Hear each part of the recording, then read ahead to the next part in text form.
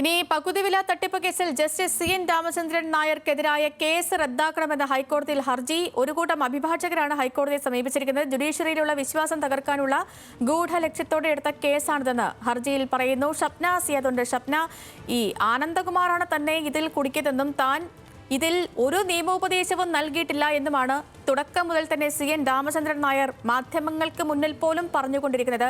ഇപ്പോഴത്തെ ഈ ഹർജിയിൽ പറഞ്ഞിരിക്കുന്നത് എന്തൊക്കെയാണ്? സേതുലക്ഷ്മി, ജസ്റ്റിസ് CN രാമചന്ദ്രൻ നായർക്കെതിരെ കേസെടുത്തത് റദ്ദാക്കണം എന്നാവശ്യപ്പെട്ട് ഒരു കൂട്ടം അഭിഭാഷകരാണ് ഹൈക്കോടതിയെ സമീപിച്ചത്.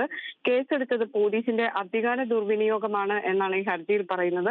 ജുഡീഷ്യറിയിലുള്ള വിശ്വാസം തകർക്കാനുള്ള ഗൂഢലക്ഷ്യത്തോടെ എടുത്ത കേസാണ്. ഈ കേസ് റദ്ദാക്കണം എന്നാവശ്യപ്പെട്ട് ഒരു കൂട്ടം അഭിഭാഷകർ കോടതിയെ സമീപിച്ചിരിക്കുകയാണ്. ഇപ്പോൾ സാമ്പത്തിക തട്ടിപ്പുമായി ബന്ധപ്പെട്ട് CN രാമചന്ദ്രൻ നായരെ ബന്ധിപ്പിക്കാനുള്ള തെളിവുകൾ ഇതുവരെയും കണ്ടെത്തിയിട്ടില്ല. തന്നെയുമല്ല, പോലീസ് പ്രാഥമിക അന്വേഷണം നടത്താതെയാണ് FIR രജിസ്റ്റർ ചെയ്തത്. അതിനാൽ ഈ കേസ് റദ്ദാക്കണമെന്നും ജുഡീഷ്യറിയിലുള്ള വിശ്വാസം കാത്തു സംരക്ഷിക്കണമെന്നുമാണ് അഭിഭാഷകരുടെ ആവശ്യം.